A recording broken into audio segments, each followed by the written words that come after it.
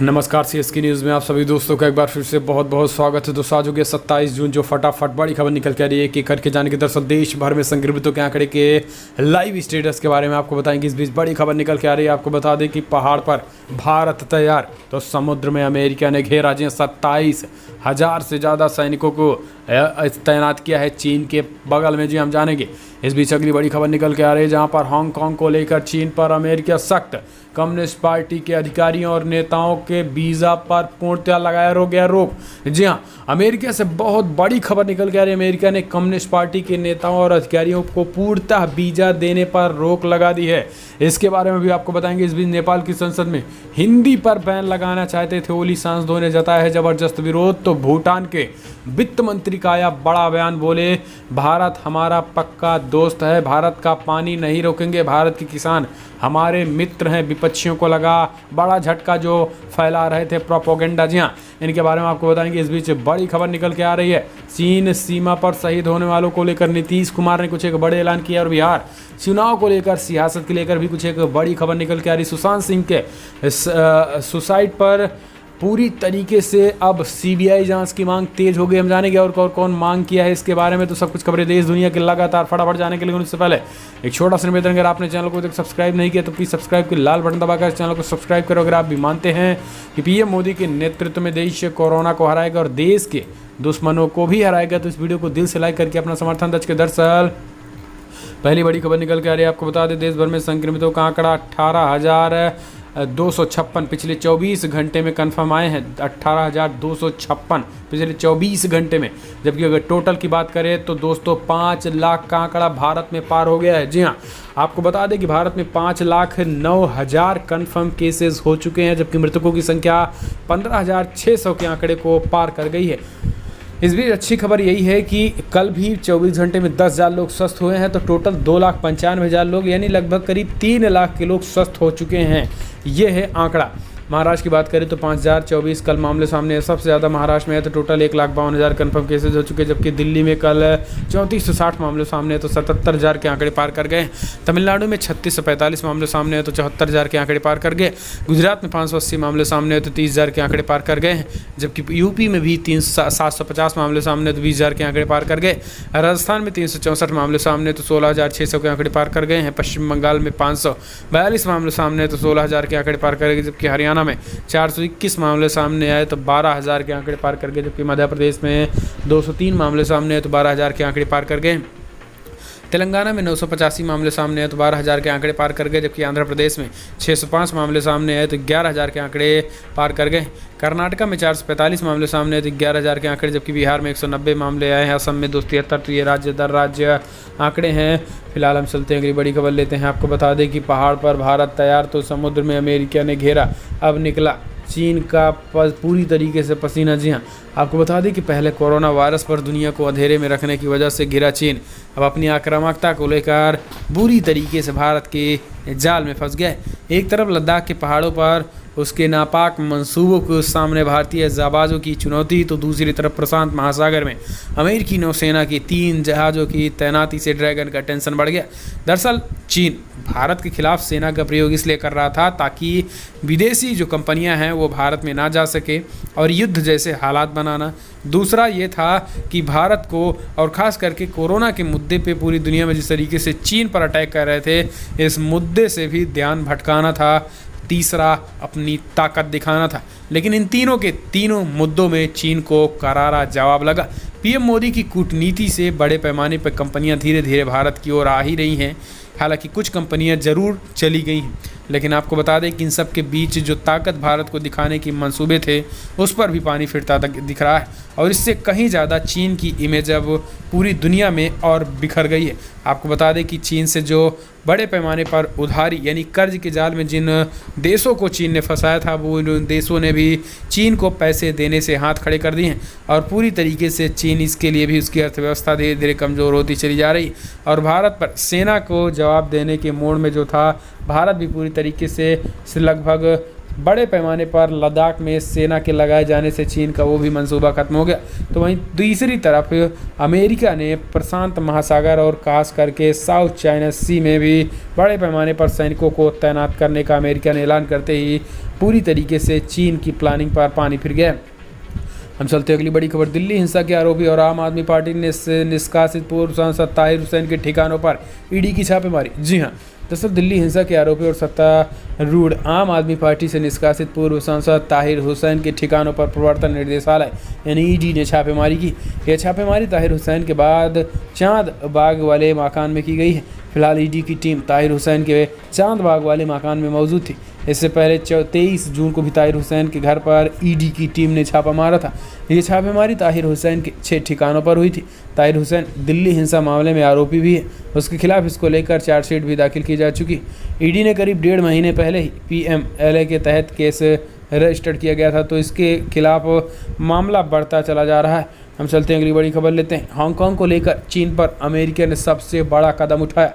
Communist party के अधिकारी और नेताओं को वीजा पर रोक। जी हाँ, दरअसल कोरोना वायरस और अपनी सैन्य आक्रामकता को लेकर घिरे चीन के खिलाफ दुनिया भर में हांगकांग को लेकर नाराजगी बढ़ती जा रही है। चीन के हांगकांग में राष्ट्रीय सुरक्षा कानून लाने के बाद अंतर्राष्ट्रीय मंच पर भी उससे सवाल किए जा रहे हैं। इस बीच अमेरिका ने चीन की सत्ताधारी कम्युनिस्ट पार्टी को इसका जिम्मेदार बताते हुए पार्टी के अधिकारियों को वीज़ा दिए जाने पर प्रतिबंध लगा दिया। जी हाँ, आपको बता दें कि अमेरिका के विदेश मंत्री माइक पोम्पियो ने शुक्रवार को कहा है कि राष्ट्रपति डोनाल्ड ट्रंप ने कम्युनिस्ट पार्टी ऑफ चाइना के उन अधिकारियों को सजा देने का वादा किया था जो हांगकांग की आज़ादी छीनने के जिम्मेदार हैं। उन्होंने कहा है कि आज हम यही करने के लिए ये कदम उठा रहे हैं।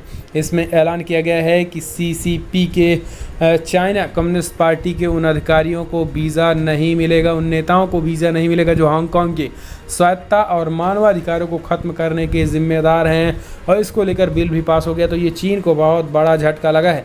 हम चलते हैं अगली बड़ी खबर लेते हैं। नेपाल की संसद में हिंदी पर बैन लगाना चाहते थे पीएम ओली, सांसदों ने जबरदस्त विरोध जताया। जी हाँ, बीते कई दिनों में भारत विरोधी रुख अपनाने वाले नेपाल प्रधानमंत्री केपी शर्मा ओली अब संसद में हिंदी भाषा पर पाबंदी लगाना चाहते थे। इस कारण से सत्तारूढ़ नेपाल कम्युनिस्ट पार्टी में घमासान मचा हुआ। केपी ओली उग्र राष्ट्रवाद की तरफ बढ़ रहे हैं। गौरतलब है कि नेपाली सरकार ने बीते दिनों भारत के साथ सीमा विवाद और नागरिकता को लेकर आक्रामक रुख अख्तियार कर रखा है। विपक्ष ने इसका जोरदार विरोध किया। सांसद और मधेश नेता सरिता गिरी ने नेपाल सरकार के इस फैसले की जमकर निंदा की है।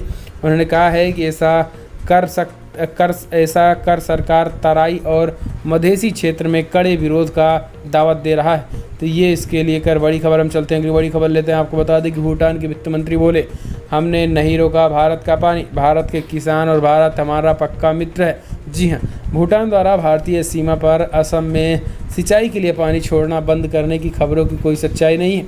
इस मुद्दे पर भूटान सरकार की ओर से सफाई दी गई है। उनके देश में असम की ओर से आने वाले पानी की सप्लाई को रोका नहीं गया है, वो पहले ही की तरह जारी रहेगा। भूटान के वित्त मंत्री ने फेसबुक पोस्ट में कहा है कि भूटान से भारतीय राज्य असम तक पानी रोका नहीं गया है। पानी का प्रवाह स्थानीय लोगों के साथ जारी है ताकि सुनिश्चित किया जा सके कि सिंचाई के साधन उपलब्ध हैं। भारत के हमारे किसान मित्र को दोफम और इसी के साथ समंग्रम, भंगातर, भूटान, बोकोजुले के नदियों से पानी मिलता रहेगा। हम चलते हैं अगली बड़ी खबर लेते हैं। आपको बता दें कि झारखंड सरकार ने लॉकडाउन की अवधि 31 जुलाई तक बढ़ाई। इससे पहले दी गई थी छूट जारी रहेगी। जी हाँ, झारखंड में 31 जुलाई तक लॉकडाउन को बढ़ा दिया गया है।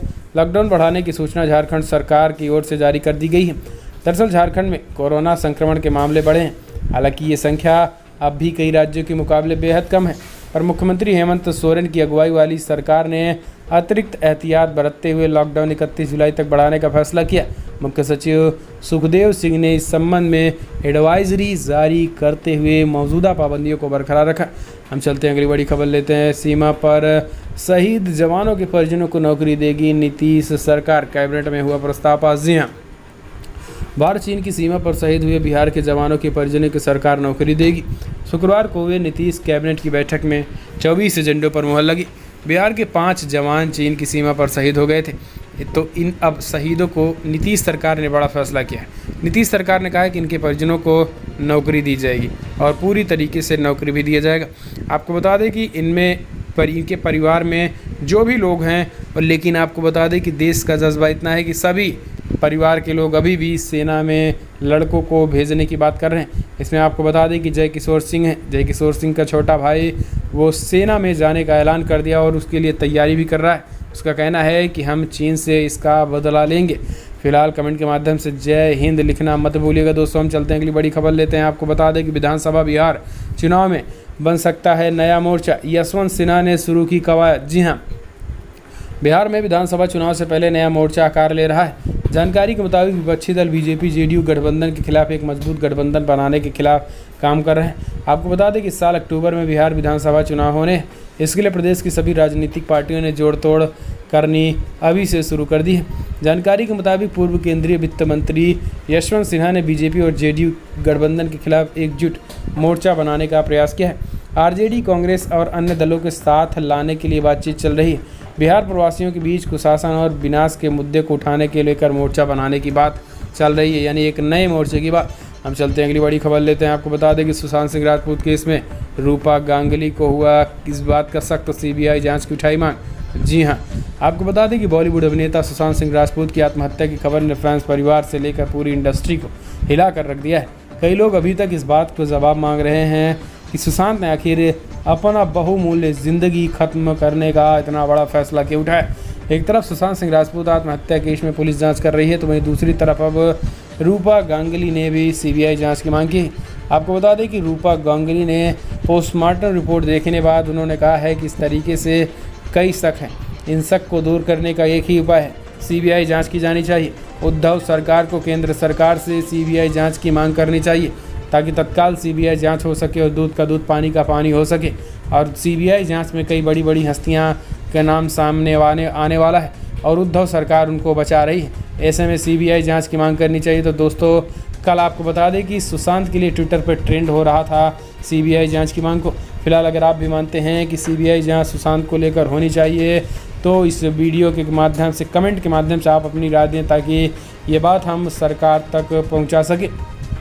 फिलहाल हम चलते हैं अगली बड़ी खबर लेते हैं दोस्तों। आज 10वीं और 12वीं यूपी बोर्ड का रिजल्ट आने वाला है। जी आपके लिए अच्छी खबर। दरअसल 10वीं और 12वीं का रिजल्ट बस कुछ ही घंटों में, चंद घंटों में आने वाला है। दरअसल आज 27 जून है और इसको लेकर यूपी माध्यमिक शिक्षा की additional chief secretary Anuradha Shukla ने बताया कि रिजल्ट जारी किए जाने के मौके पर उप मुख्यमंत्री और शिक्षा मंत्री डॉक्टर दिनेश शर्मा संवाददाता सम्मेलन को भी संबोधित करेंगे। तो आप रिजल्ट देख कहाँ पाएंगे, आप भी आपको बता दें कि upresults.nic.in पर जाके आप अपना रिजल्ट चेक कर सकते हैं या फिर आप upmsp.edu.in पर जाकर भी आप रिजल्ट चेक कर सकते हैं।